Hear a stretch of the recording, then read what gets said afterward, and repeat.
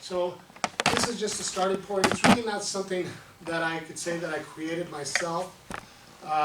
It's something that I worked with and I learned from University of Minnesota, their extension office. This is actually their title of Who Gets Grandma's Yellow Pie Plate. But as I go through this, it's just ideas, recommendations in regard to what you might be able to do to try to see if you can come up with a way to come up with a way so that at the end of it, that the only thing worth value that you actually have amongst each other is that love that allows you to share that family name. So this is hope to try to keep the family together. So I'll go ahead and I'll let you start up. So the objectives today is understand the impacts of goals when selecting a method for transferring non-titled property. Non-titled property would be, okay, I have a vehicle, it's a title. If I have land, you can put title to it. If I have an account, you can put title to it.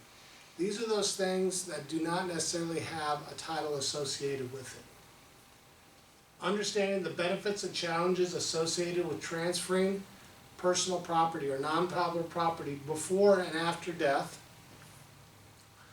Be able to identify several distribution methods used to transfer non-titled property in families. So give you some ideas of some ways that you might be able to divide up family heirlooms. Prepare a sample listing on those personal property or non-titled property participants would like to transfer upon death. And try to increase awareness of Nebraska's intestate succession laws. Basically, intestate succession laws are those situations where somebody who dies without a will is known to have died intestate. So what we're really talking about here is distribution from one generation down to the next. And it may be the first generation down to the second, or it could be the third generation too. Other goals here, when you do a distribution, when you're dealing with personal property, the possible goals that you might have, this is the one that I think that's really the most important. Because why something becomes a family heirloom is not necessarily because of what it is, but it might be something because of the memories that it invokes. So as I remember, Grandma's yellow pie plate, there could be a situation amongst yourself, with your own family, with Grandma that you remembered there was a certain pie plate that Grandma used. Or, say if it was your grandfather, maybe it was an old Zebco fishing pole, something that you could buy at Walmart for $5, but it was Grandpa. But the thing is, it might have been a story that Grandpa took me out and I caught my first catfish using that pole. So sometimes what you're really hoping to do is not just give those property, because the property really doesn't have any value unless you're able to transfer the memory along with it. And gives the opportunity to improve family relationships. Most of the time, whenever you find yourself getting together with family, especially when you're trying to clean out someone's house, or if you're just trying to clean out that clutter room, it can sometimes be tough to do. And the reason why, if you open up those box of pictures, pretty soon an hour turns into 2 and 3 hours and you haven't done anything, but you're sitting there laughing because you're talking about this memory or that. So you do have an opportunity here that you can improve family relationships, again, by sharing those stories that make those items precious. Also, maintaining privacy. You don't want somebody like a bank making a decision as to what happens with that property. Not to say that we can't do it, not to say that we have a personal touch, but we have no memory with it. We have no same appreciation as a family member would. And then, of course, you're trying to be fair to all. Now, fair, I probably should say the word equitable, because the only real fair that you really have out there that I know for sure, that's as a certainty, is a county fair and a state fair. Everything else is equitable, because it's hard to really completely balance the scales entirely. And then also what you might be able to contribute to society, because some of these family heirlooms, there might be history associated that might be within the community. Say the community of Davenport, the county, or the state. So there may be some items that might have an intrinsic value for the community.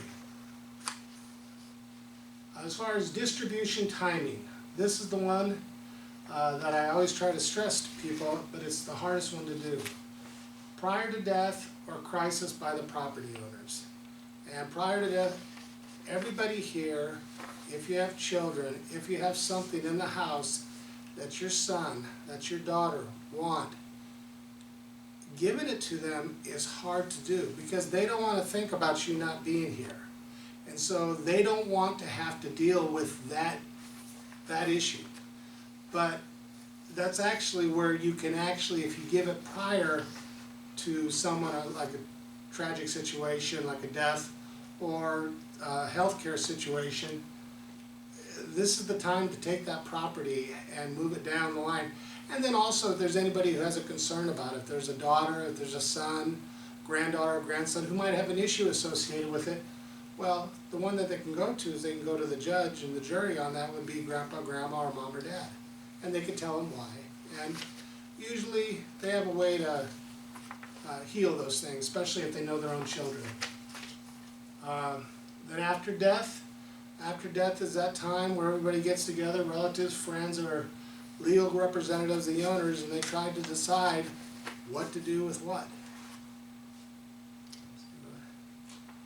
Transitions points in life. So moving from a house to an apartment.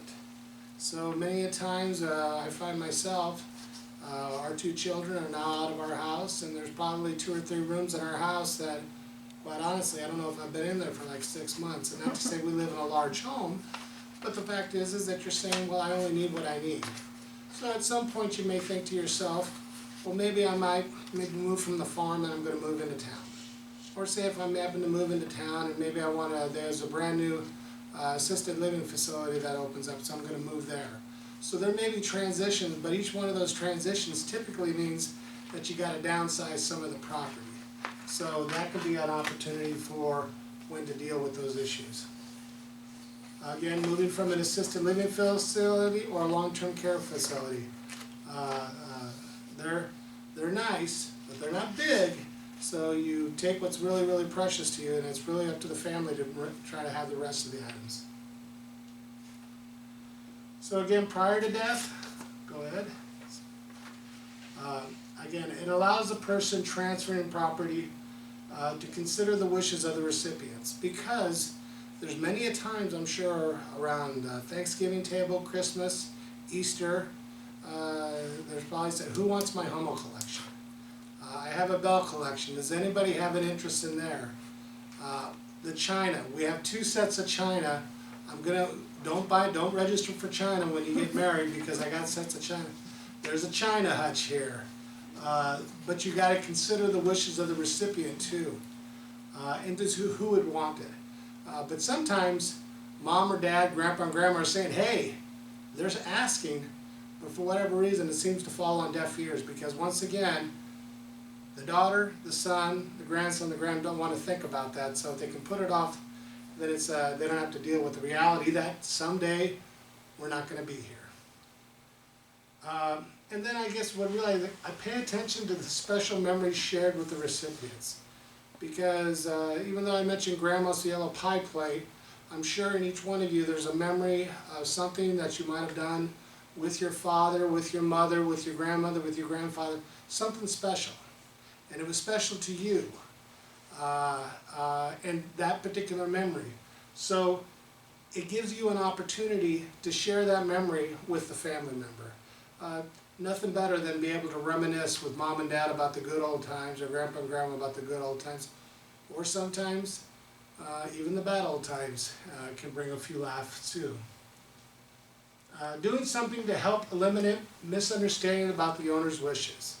So this is that situation where the 2 daughters, and I hate to pick on the daughters, it's not my intention, but I use usually because there's only one mom's wedding ring.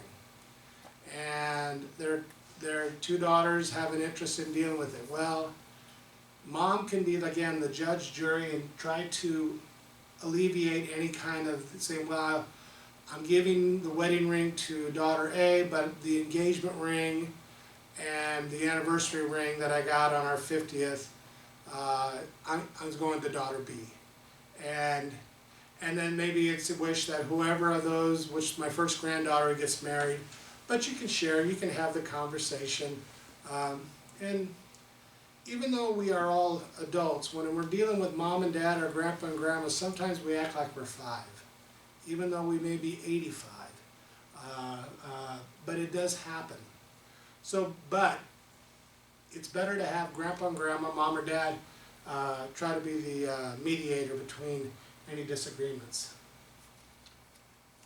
So the options I always look for distribution to gifting, again, allow to pass on stories and special memories associated with that specific item. Provide for permanent transfer of property, which I think is hard within, I'm going to pick on the Lutherans, hard within a Lutheran family. Because usually in a Lutheran family, you may get a gift, but if that gift is not used in the way that the person thought of as what, they always have somewhere down the road that they could pull it back. I use another example.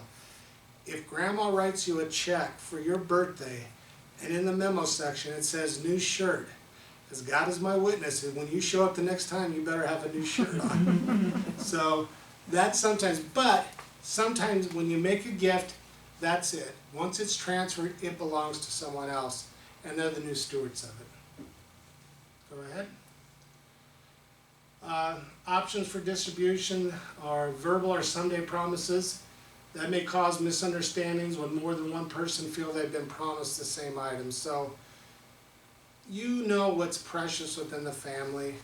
Try to have those conversations. They're not necessarily fun conversations, but try to have those conversations when it comes to times when you get together as a family and as to what your intention are.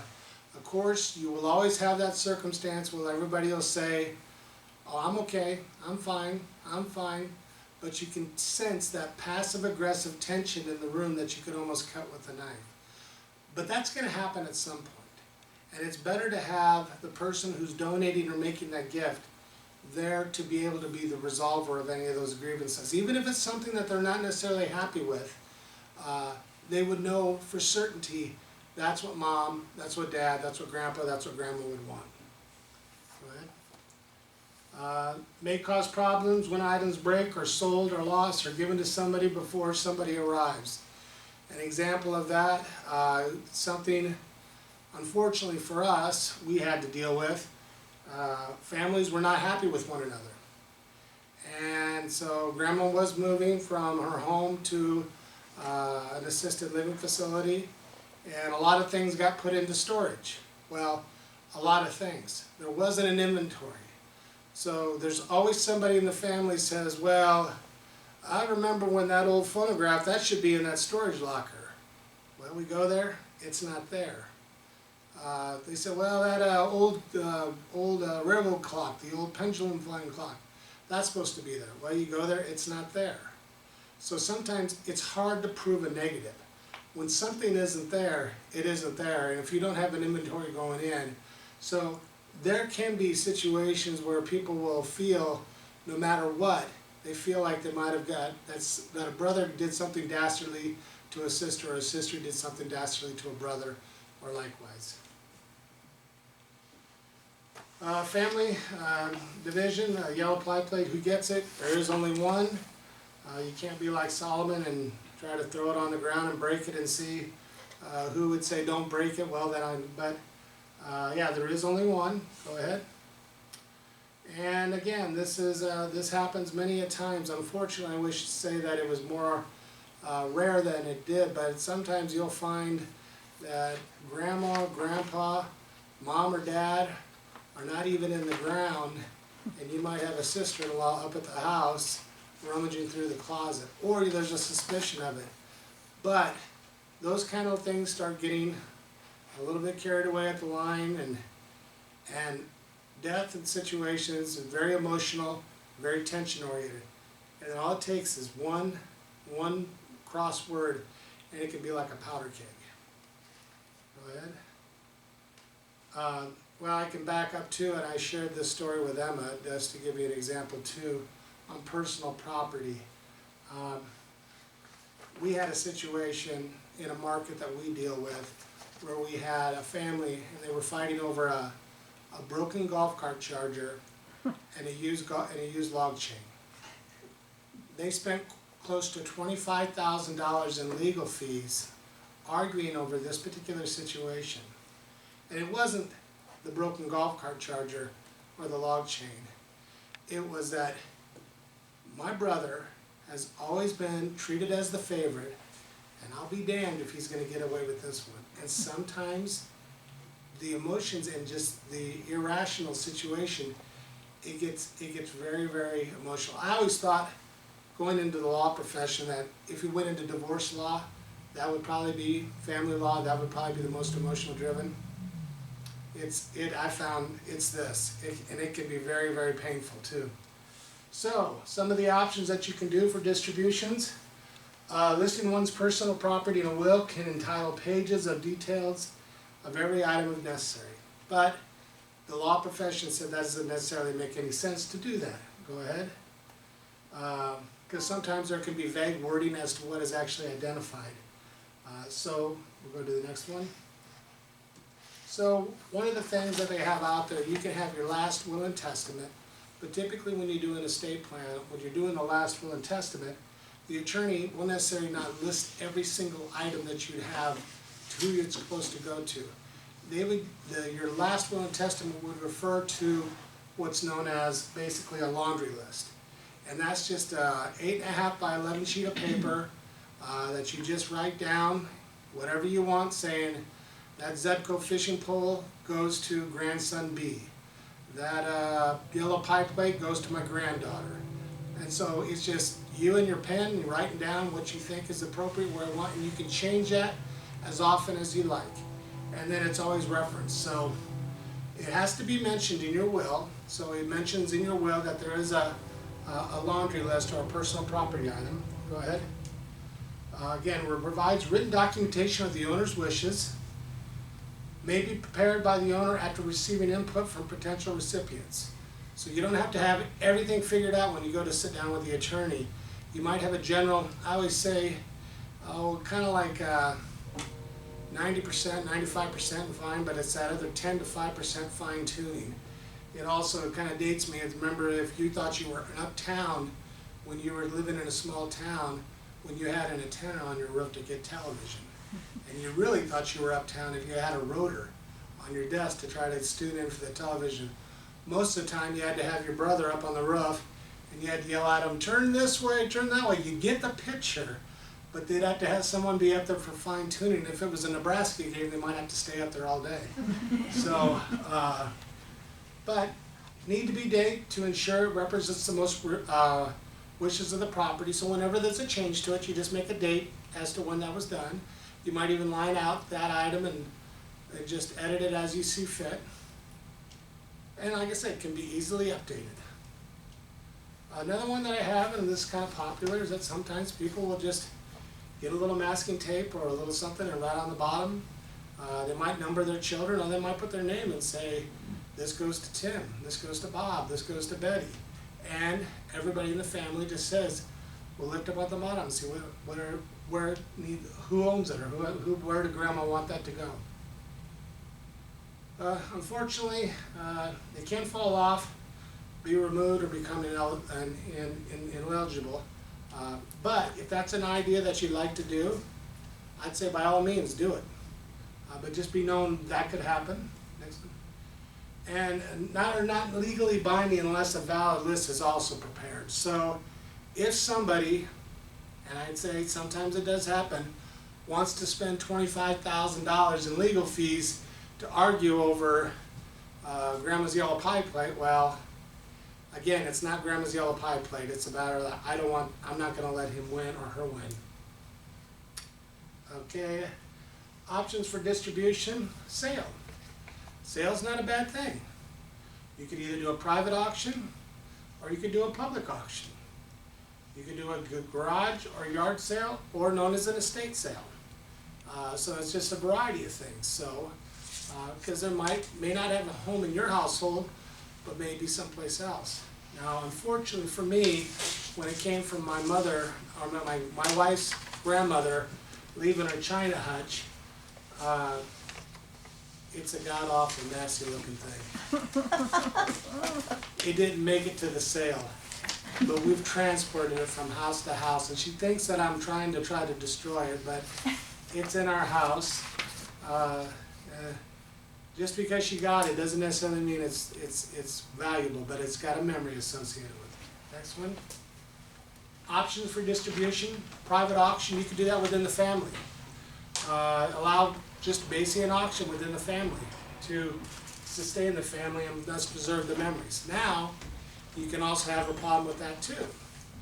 I had a situation where I had two brothers. They were fighting over Grandpa's .410 shotgun. I had them on the phone. We did an auction. $200, $400, $600, $800. So they were just back and forth until one said, that's enough. So sometimes that can be a problem. But it allows for those things, instead of to go to public, stays within the family. But there also is a possibility that you might have somebody who has more means who would be able to outbid others with real money used. So that could be hurt feelings and damaged relationship because somebody who has a little bit deeper pocketbooks can buy whatever they want. Next time. Now, one thing that you could possibly say is you could use funny money. So example is like using Monopoly money. Everybody gets $1,000. Here's your $1,000 for the auction. You want to spend your $1,000 on Grandma's yellow pie plate? Boom. But you're out of money now. So that's one thing that you could say, so that you can make it all fair and balanced, that everybody who comes to the table for this private auction has the same dollar amount that they can spend. Yeah, so that can be one way of trying to distribute or move personal properties from one generation to the next. And then it also allows family to maintain control and privacy. We're from the Midwest. Quite honestly, we're very neighborly, but there's certain things that we know that we just rather not have other people know our business. So this sometimes can allow for those things to be a little bit more of a private matter. Next item. Another option you can do, silent auctions. I'm sure we've all been to those charitable situations where you do a silent auction, you get a number, and you just put a dollar, a bid down for it. It goes to a certain point, then after that, whoever has the highest bid at that time, they get it. Now this would allow those quiet, less assertive people to be involved, because there's always somebody who's a loudmouth like myself who's always going to dominate the conversation. So this gives for those people who may have just as strong a voice, but they just don't verbally say anything, so they can do it quietly. Another option is public auction or estate sales. Now when I first started in this business, talking to an auctioneer, he told me real frankly, he goes, if they didn't pay a lot for it, it isn't worth a lot. And now if it's a Coca-Cola collection, if it happens to be a tractor collection or something like that, that might have an interest, that might draw it. But most of the time when it comes to a public auction or estate sale, you're just trying to clear out the place, you're trying to get rid of it. And it also used to be with public auction or estate sales, if you were what you call a digger, or if you went from auction to auction and you searched and you spent a lot of time looking for those particular items to build your collection, it took a lot of time and energy to do that. Well, then all of a sudden the internet came along. So if I was looking for, I don't know, a pie plate from 1953 with yellow, I'm pretty sure I could go out on the internet and I'm pretty sure I could buy it. So that collection, and then also you notice I sweating a little bit, sorry about that. Yeah, sorry, the air's too loud, so. That's all right. You just put the fan on. You can allow items, but this will sometimes allow items and sentimental values to go to individuals outside of the family. So that could be a problem. And sometimes it just feels wrong to do that. But it's something to consider. Now the other thing, option for distribution, that sometimes you have pilfering. Whenever they're looking, heirs quietly remove items of special value. Now, this actually happened to us. We got put in charge of the estate.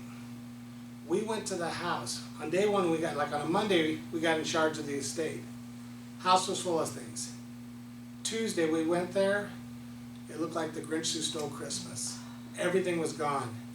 And all the neighbors didn't see a thing. They didn't see a thing. Sneaky. We had to file a police report, but we really had no witnesses on what had occurred. And, you know, we could put a value on it, but again, that does occur. Again, can cause hurt feelings and anger, which will last for years and could be generations. Next one. Another one, sometimes you can do it with a shake of the dice, high roller receiving the first choice, and then you go so on and so on. After the first round, the selection is reversed. After 2 rounds, the order is reversed. So you can make a game out of the option of distributing assets. Same thing with drawing numbers, straws, or playing cards. You could use a birth order preference. You can go from oldest to youngest and then reverse the order, youngest to oldest. Boy, girl, and go back and forth. Generations, you can go from generations. So you might have aunts and uncles, and you might have grandsons and granddaughters. You can do generation and do preference and allow for first, or the second generation to pick first, and then maybe the third generation. Allows the family to maintain control and privacy on family distributions. May give everyone an equal chance to receive prized items. So disadvantage, it does require usually a physical presence to be there, which could be a bit of a difficulty for some people who may be far away. May not truly reflect what the owner intended. And again, the stories, which are the most precious items, the stories would be lost. And may choose to emphasize differences between family members as opposed to what really brings them together, or should. Now, the removal of the leftover unclaimed property. One of the family members assumes responsibility for moving all the property. So after everyone's picked it over, you got to get rid of it. Property may need to go through the items to ensure that valuable items aren't discarded. What I mean by that is that sometimes what you have to also do is you have to look in places where you normally don't think you're going to look. Because sometimes it might have been the practice of grandma and grandpa to cash their Social Security check or deposit it, but keep $50 back and put it in an envelope. Envelope goes in the suit pocket. Though you may find several envelopes. We found one household, I had one household, there was $84,000 in a vault in the basement. She had numbered it all. There was one household that had $43,000 in the side table, and on one situation we found $8,500 in a suit bag. So sometimes you have to go through items to make sure that you may not be throwing away some cash or something else. Because once they're disposed of, they're gone forever typically. And items that may not seem to have a value today may be more appreciated tomorrow or next year. Now, the other option that everyone hates this is throwing it away.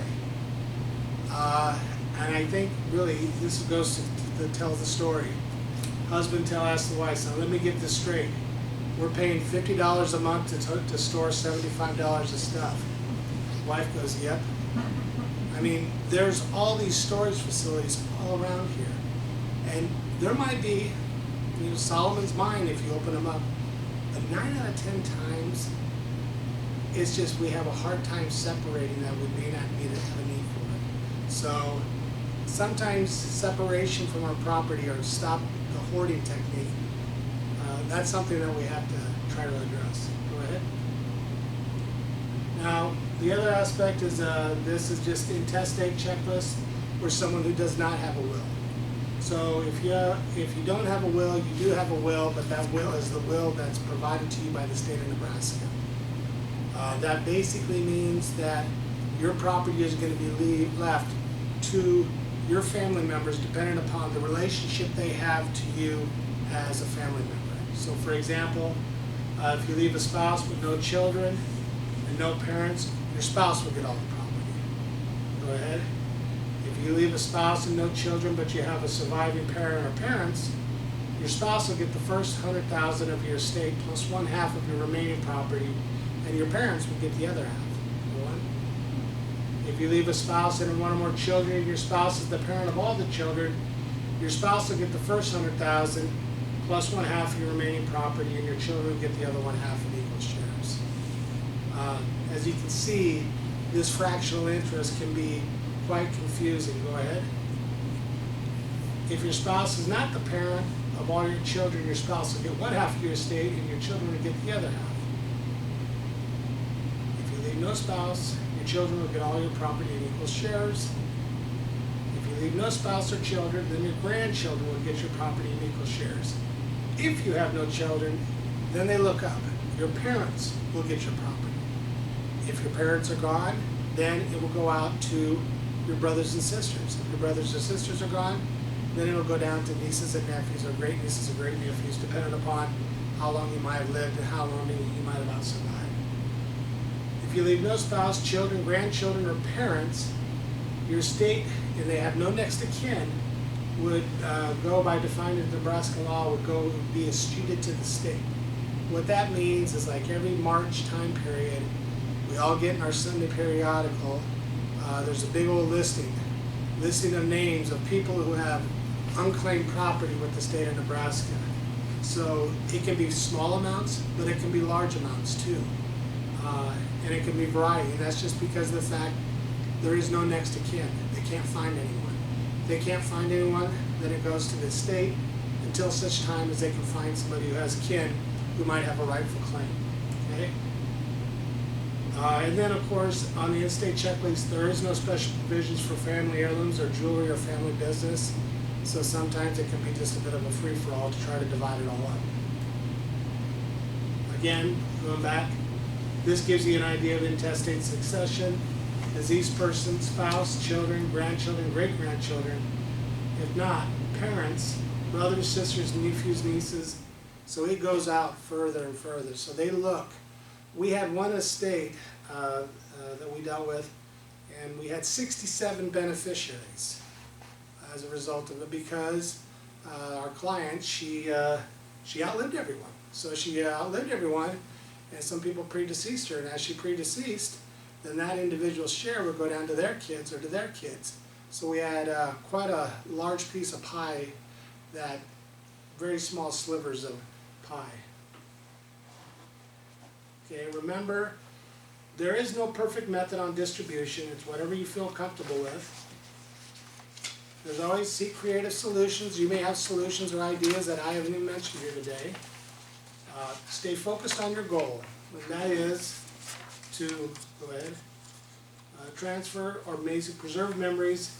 Now, there are more transfer options are available when transfers are planned prior to death. And each method has consequences, so you just have to be aware of what you're going into. And with that, let me take my jacket off. Don't tell Kelly. So, all right. Are there any questions?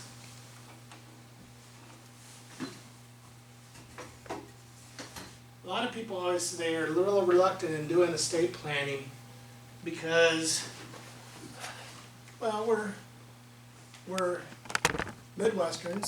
We know the value of a dollar, and sometimes we really can't understand what an attorney actually does to pay him a large amount of money. Well, I think I best heard it said that, how much would my estate plan, how much would it cost me to do an estate plan? And I had some gentlemen say, well, think of your estate plan like going on a trip. So if you decide to go to the grocery store, not much thought about it. Make sure you gotta have your keys, your billfold, your wallet. Say if you're gonna go to Lincoln, stay overnight. A little bit more thought process. You know, where are we gonna stay? Where are we gonna eat? Are we gonna meet up with anyone? You travel to Kansas City or Denver, even more thought process. Or say you take one of those trips on either coast, or you go internationally. You could think that even more process and thought has to be given to it. Each one of those items is going to have a different dollar value too. The local trip is going to be a little bit less costly than the trip that might be internationally. You know better than I do, what would you assume that your estate plan is like? Is it closer to a trip downtown to get a gallon of milk? Or is it more like a trip to Mexico? you would know, so that's how you transfer, that's what kind of a dollar value you would probably find spending in regard to your estate plan. But if that investment in that estate plan can basically preserve the family. And it's hard, but it can preserve the family, because many people, what they have is what they call they're optimistically biased when they come to their family. And they always say, well, my kids are great, they'll never fight. Well, unfortunately, I wish I could say that was always the case, and sometimes it is. But I've seen in more cases than not there, it's usually, there's always somebody with a bit of a hurt feeling. Or if it's not done right, it's detrimental, especially when you're dealing with a farming operation, to the success of the next generation who might be on the farm operating the farm. So, as I always say for ourselves here at the Trust Department, we're always just a source of information. If there's anything, if you know of anyone or anyone that could benefit from anything that we could share, that's what we're there for. If we find ourselves that we work our way that we might be a trustee or serve in your estate somewhere down the road, that'd be great. But if we're not, but we help you with information that helps you make a decision that's right for you and your family, well, we know we did our job, and that's what we're hoping to do for. So that's my story. I'm sticking to it. No questions? And is it Jack on TV? Jack's. Hi, Jack. Thank you for having us. So, and that's all I had.